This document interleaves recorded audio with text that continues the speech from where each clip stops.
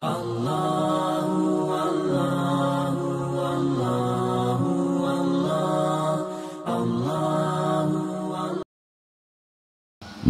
muslimin wal muslimat, jamaah salat subuh yang dirahmati oleh Allah Subhanahu wa taala. Pada pertemuan sebelumnya kita sudah bahas tentang posisi jenazah. Ketika jenazah itu narekomega jenazah engkau rane engkau makun raya atau engkau anak.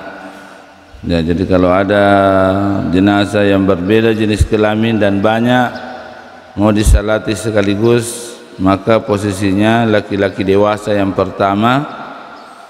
Kemudian kalau ada bayi-bayi, jenazah bayi laki-laki, kemudian jenazah perempuan dewasa. Begitu juga posisinya masyarakat muslimin, posisi jenazah perempuan berada selempui patangan nama kunrayes di bawah sejajar dengan bagian kepala laki-laki. Dalam salat jenazah doa-doa di dalam salat jenazah ada doa-doa khusus. Saya sudah menyusun doa-doa itu. Dalam doa-doa itu ya bahasa Arab kalau urane makadaki Allahumma ighfir lahu warhamhu wa'afihi wa'fu anhu wa akrim nusalahu dan seterusnya. Reko jenazah perempuan makadaki Allahumma ighfir laha warhamha wa'afiha wa'fu anha. Nah, pertanyaannya bagaimana kalau jenazahnya banyak atau dua? Kalau dua koi pahangi bahasa raya maka daki Allahumma ighfir lahuma warhamha warhamhuma wa'afihima wa'fu anhuma.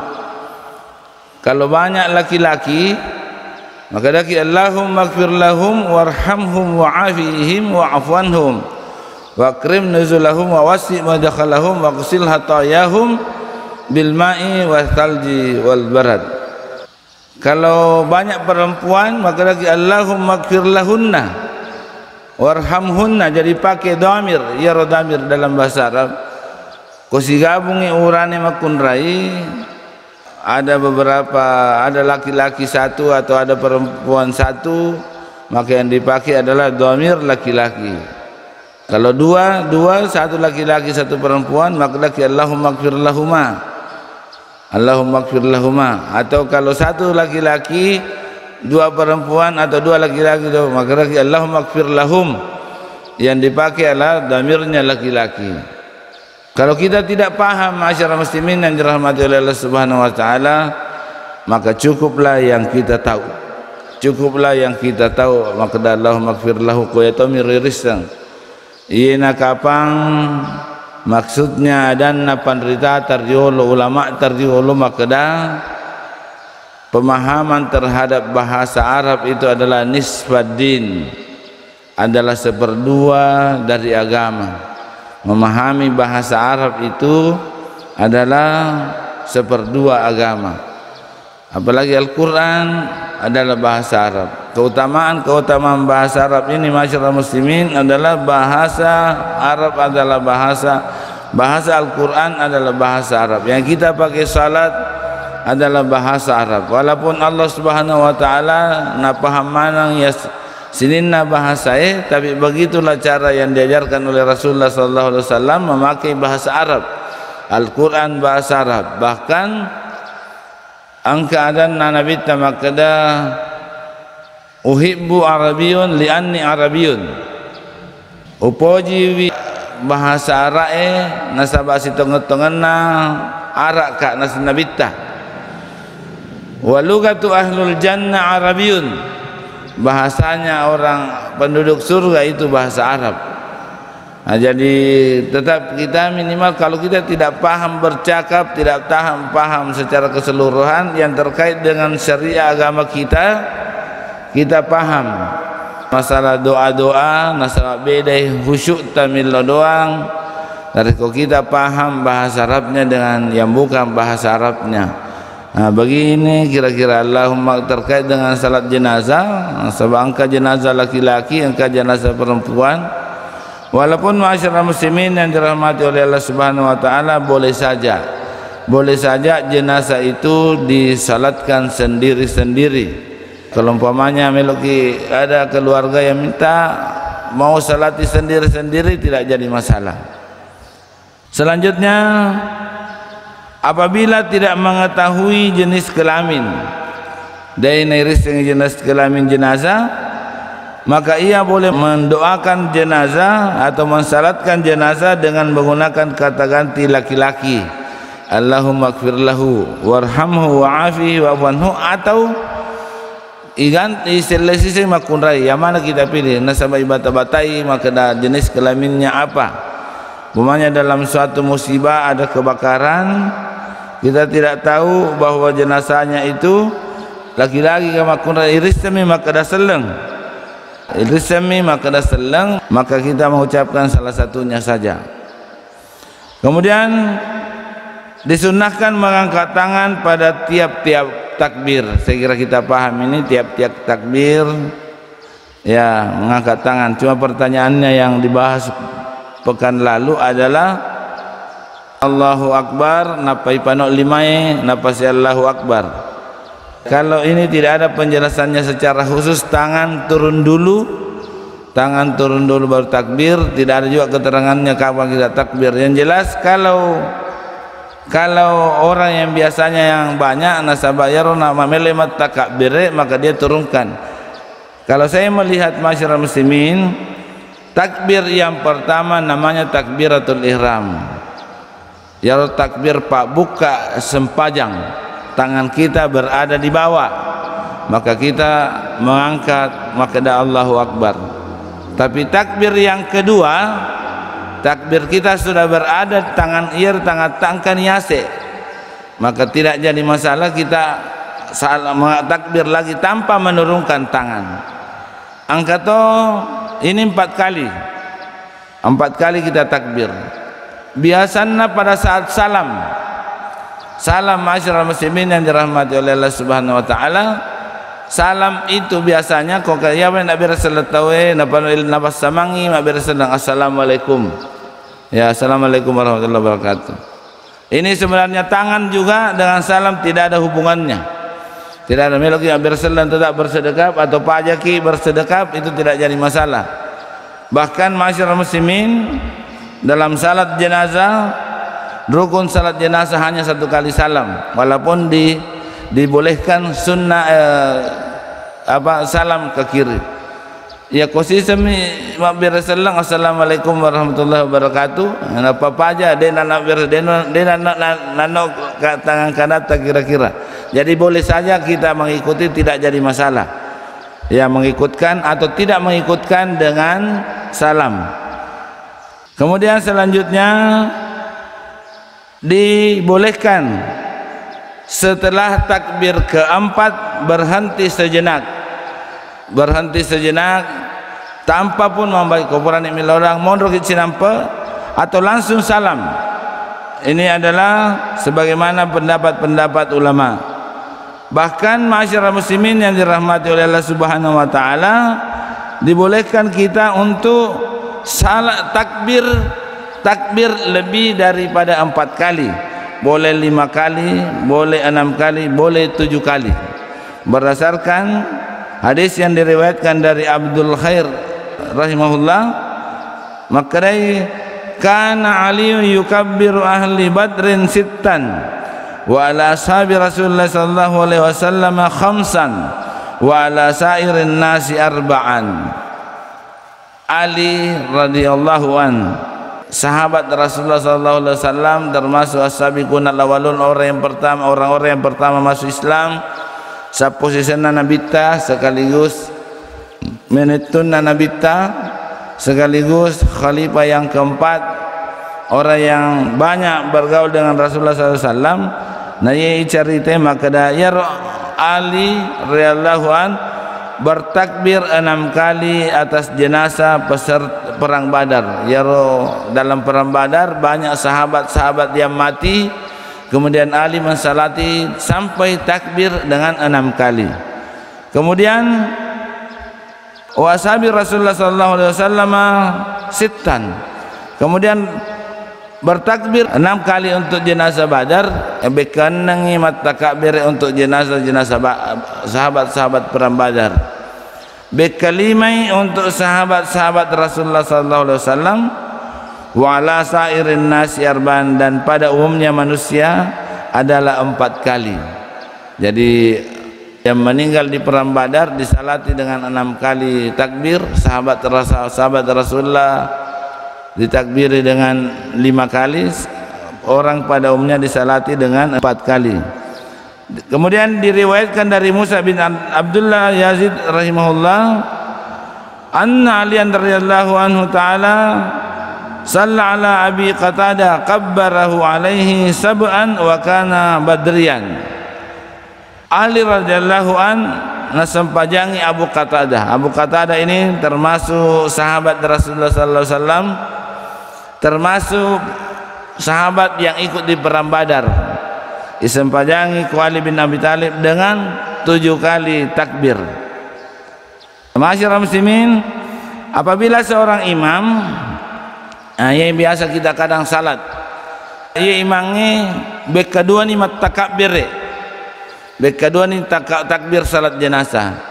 Pertama ki masih kita juga mau ikut salat jenazah. Nah, bagaimana caranya? Kopura ni mak berseleng imangnya, kita cukupkan takbir kita.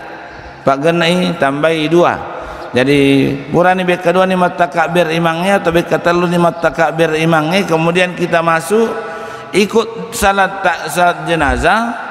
Ya macam ki masem pajak jenazah, maka kekurangan kurangi telu takbir tak, maka kita cukupkan. Nama mak berseleng ya pada atau masbu'ih, jadi masbu'ih takbir. Kemudian masyarakat muslimin yang dirahmati oleh Allah Subhanahu wa taala, semakin banyak jumlah jamaah salat jenazah, maka semakin baik pedek maigai atau sempayang pedek makan jais, sebagaimana hadis diriwayatkan dari Abdullah bin Abbas radhiyallahu an, sami'tu Rasulullah sallallahu alaihi wasallam yaqulu, wa kalingan Nabi sallallahu alaihi wasallam napuade makda, ma min rajulin muslimin yamutu, tidaklah seorang muslim yang meninggal dunia, fayakumu ala janazatihi arba'una rajulan, dan yang angkai tetong sempajangi patapulo urane la yusyrikuna billah, de napak dua ipong Allah Ta'ala, la yusyrikuna billahi syai'a, tidak menduakan Allah dengan sesuatu pun, illa syafa'ahumullahu fihi, kecuali laki-laki yang disalati itu dimaafkan dosanya oleh Allah Subhanahu wa taala. Angkato adan Aisyah, maka dia Aisyah wang kali ni napu ada Nabi sallallahu alaihi wasallam, maka dah ma min mayyitin tusalli alaihi ummatun minal muslimina yablughuna mi'atan, tidaklah seorang beriman yang meninggal kemudian salat atasnya orang-orang yang beriman sampai 100 orang, kulluhum yashfa'una lahu, semuanya mendoakannya, illa syufi'u fihi, kecuali pasti diterima doanya. Nah, jadi semakin banyak orang yang mendoakan orang yang beriman, orang jenazah, maka semakin bagus. Disebutkan ini tadi 40. Dalam hadisnya Aisyah sampai 100 orang yang tidak mendoakan Allah Subhanahu wa taala pasti diampuni dosanya. Nah ya pasti diterima doanya orang-orang yang berdoa. Nah ya pak doangan atau masem pajak temati Allahumma ighfir lahu, ya Allah ampunilah dosa, doa yang untuk diberikan syafaat. Wa wasi' madalahu, dan lapangkanlah tempat masuknya, dan seterusnya. Nah, yang jelas pada intinya masyarakat muslimin, kita usahakan dari kongkat atau mati semakin banyak orang yang mensalati, artinya semakin baik, apalagi sampai 40 yang mensalati yang Makanya sebaiknya bayar kan jana kokoi masih ji sempajangi. Nah sebab mai ka tahu ya ko mulai macika. Si lulu ni tahu melo mas sempajang kan nang ka tahu dia sempajang. Ko masjid pergi mak berjamaah mai kami meni jamaah. Jamaah masjid sudah banyak. Ditambah pengantaraan ke mana mas sempajang. Maka insyaallah kemungkinan akan diampuni oleh Allah Subhanahu wa taala besar. Masyarakat muslimin yang dirahmati oleh Allah Subhanahu wa taala, disyariatkan mensalatkan jenazah bayi yang belum balik, namun tidak wajib mensalatkan jenazah tersebut. Di antara dalil tentang disyariatkannya mensalatkan jenazah bayi yang belum balik adalah hadis yang diriwayatkan dari Ummul Mukminin Aisyah radhiyallahu an. Maka dia Aisyah, utiya Rasulullah sallallahu alaihi wasallam bisabiyyin min sibyanil ansar fa shalla alaihi. Didatangkan kepada Rasulullah sallallahu alaihi wasallam bayi dari bayi orang-orang Ansar, kemudian Rasulullah mensalatinya. Kemudian ada hadis mata Ibrahim bin Nabi sallallahu alaihi wasallam wa huwa banu 18 syahran. Mati anakna Nabi sallallahu alaihi wasallam iasna Ibrahim umurna 18 tahun. Falam yusil alaihi Rasulullah sallallahu alaihi wasallam nadena sempajangi ko Nabi sallallahu alaihi wasallam. Jadi bayi boleh tidak disalati dan boleh disalati. Anak Nabi sallallahu alaihi wasallam ini bayi 18 bulan. Artinya lebih ni si tahun. Urane namanya Ibrahim. Kemudian dia sempajangi Nabi sallallahu alaihi wasallam padahal anaknya. Ada orang yang berpendapat bahwa doa-doa yang terkait dengan doa jenazah adalah doa untuk minta ampunan. Milo doangan ya dampengang anak bayi sementara bayi itu tidak ada dosanya. Mesti belum masuk dalam kategori mukallaf. Tidak melaksanakan salat tidak jadi masalah, tidak berpuasa Ramadan tidak jadi masalah. Nasabah dalam hadis rufi'al kalam an salasin. Nakenai si dia tarakai adai, artinya nakenai kewajiban, nakenai hukum sedena karena terlalu berkata diantaranya wa anis sabiyyi hatta yablugha, dari anak-anak sampai dia balik.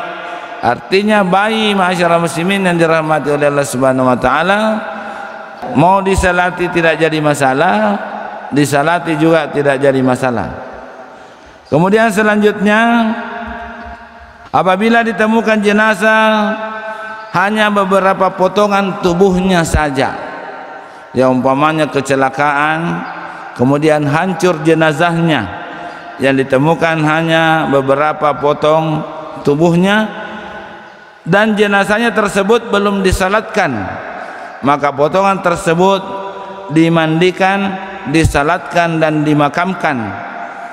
Namun jika jenazahnya sudah disalatkan, maka potongan tersebut tidak perlu disalatkan lagi, cukup dicuci dan dimakamkan.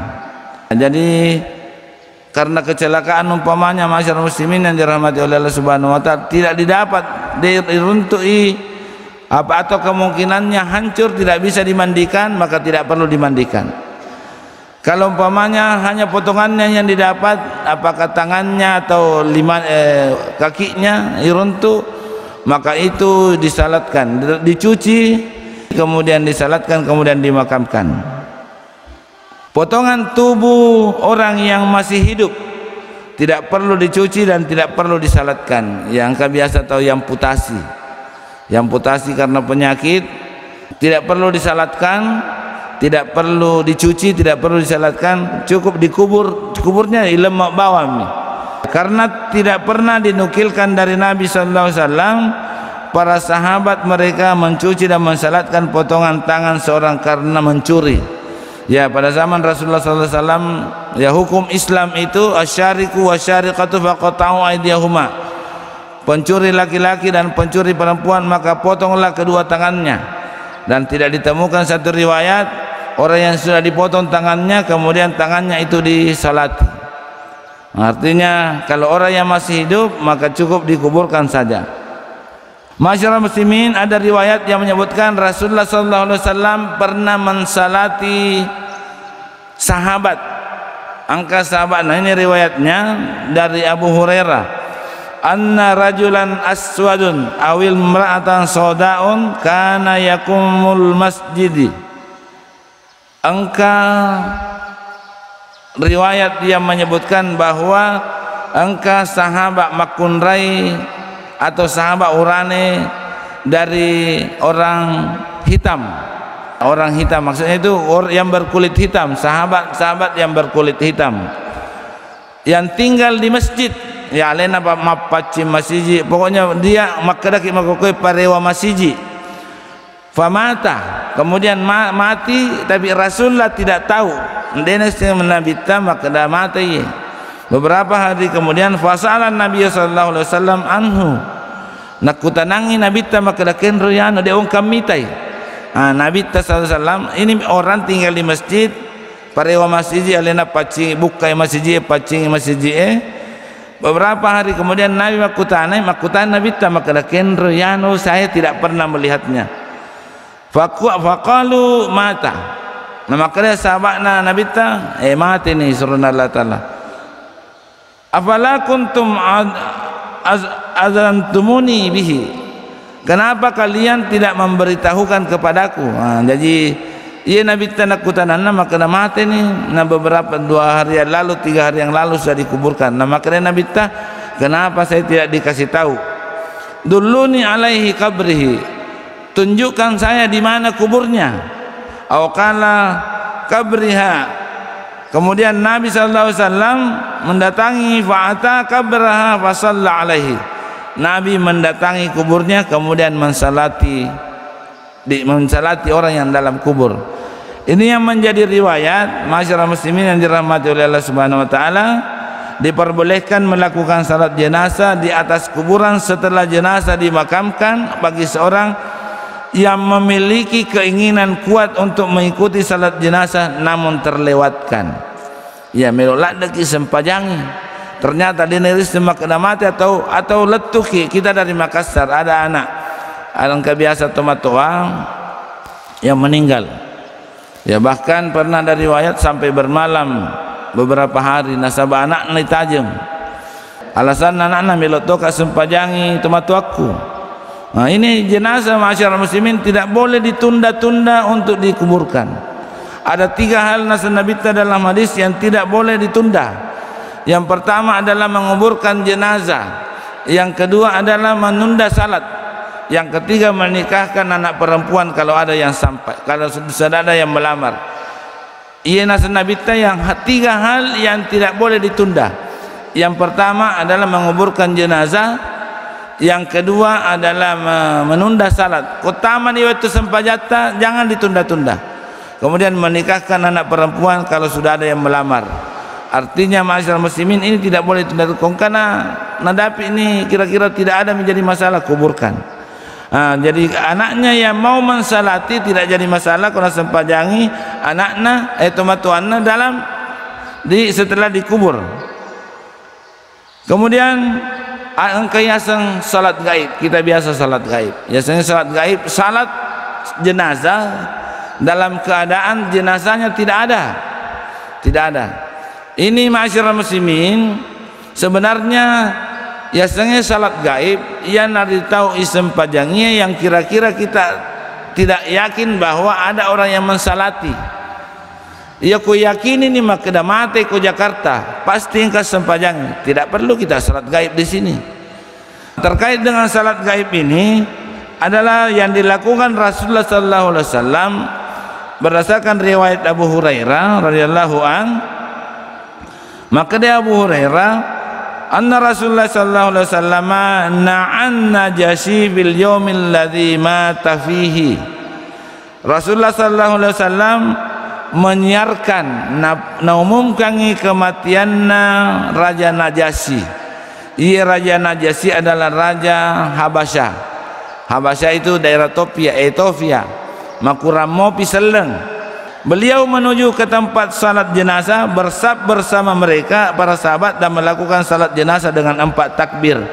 Jadi di okoh Habasyah. Pada saat itu makuramo paseleng angkana seleng, tapi mereka tidak tahu, belum tahu tentang salat jenazah, maka Nabi yang mensalatkan dengan salat gaib. Kalau orang yang kita yakini bahwa ada yang mensalati, tidak perlu kita salat. Ada biasa pernah ada ulama yang meninggal isempajangi, padahal banyak sekali meninggal dan itu mas sempajangi, kau mesti istiqlal letih kau mai sempajangi sih. Jadi tidak perlu disalati masyarakat muslimin, orang yang kita yakini banyak yang mensalati. Salat gaib dilakukan ketika dikhawatirkan atau kurang orang yang mensalati atau tidak disalati. Umpamanya orang yang mati tenggelam, orang yang mati dalam keadaan gempa bumi, ada yang tertanam, kita salati jenazah orang yang tertimpa gempa bumi atau mati tenggelam. Seorang yang gugur di medan perang, maka jenazahnya boleh disalatkan dan boleh tidak disalatkan berdasarkan pendapat para ulama bahwa salat untuk para jenazah orang yang mati syahid dikuburkan dengan memakai pakaian yang dipakai ketika meninggal dunia. Seorang yang meninggal dunia dan masih memiliki hutang yang belum dilunasi, maka jenazahnya dapat disalahkan. Memang ada riwayat Rasulullah sallallahu alaihi wasallam pernah tidak mensalatkan orang yang berhutang. Ya pura Nabi sallallahu alaihi wasallam meluna sampajangi si de tahu nama kutana hal indahu dain, angka kain renah, maka da angka nade sampajangi ku Nabi sallallahu alaihi wasallam. Ini menurut ulama adalah motivasi supaya kita jangan meninggalkan utang sebelum kita, ya sampai kita meninggal dunia, wajai sebelum mati ki. Nasab angka ada anna Rasulullah sallallahu alaihi wasallam kanu yu'minu kana yu'ta bir rajulil mutawaffa alaihi al-daini wa yas'alu an hal taraka lidain fasfadlan nakutanangi maka da angka kain renah maka dangka nade na sempajangi Nabi tapi nasuruh sahabatna maka da sempajangi salatilah sallu ala ihwanikum, salatlah atas saudara-saudaramu. Tapi kemudian setelah Fathu Makkah, Rasulullah sallallahu alaihi wasallam menyampaikan bahwa setelah ini kalau ada orang yang berhutang, maka kitalah yang membayarkan utangnya. Ya, kita habiskan ini masyarakat muslimin. Insyaallah pada pertemuan yang akan datang kita akan masuk pada pembahasan tentang menguburkan jenazah. Yang terakhir, tidak diperbolehkan mensalati jenazah orang kafir. Sebagaimana firman Allah Subhanahu wa taala dalam surah At-Taubah ayat 84, "Wala tusalli ala ahadin minhum mata abadan wala takum ala qabrihi innahum kafaru billah wa rasulihi wa matu wa hum fasiqun." Jelas Al-Quran menegaskan untuk orang kafir tidak boleh disalati, dan janganlah engkau sekali-kali salat jenazah atas seorang yang mati di antara mereka, dan janganlah engkau berdiri mendoakannya di kuburnya, sesungguhnya mereka telah kafir kepada Allah dan Rasulnya dan mereka mati dalam keadaan fasik. Yang mana disebut kafir? Orang yang mengingkari Allah Subhanahu wa taala, mengingkari Rasulullah dan mengingkari ajaran-ajaran Islam. Ini tidak boleh kita salati masyarakat muslimin yang dirahmati oleh Allah Subhanahu wa taala. Ya, saya kira itu yang kita sampaikan pada pagi hari ini. Mari kita menutup dengan membaca kafarat majlis. Subhanakallahumma rabbana wa bihamdik asyhadu an la ilaha illa anta astaghfiruka wa atubu ilaik. Nasrun minallahi wa fatun qarib wa basyiril mu'minin. Wassalamualaikum warahmatullahi wabarakatuh.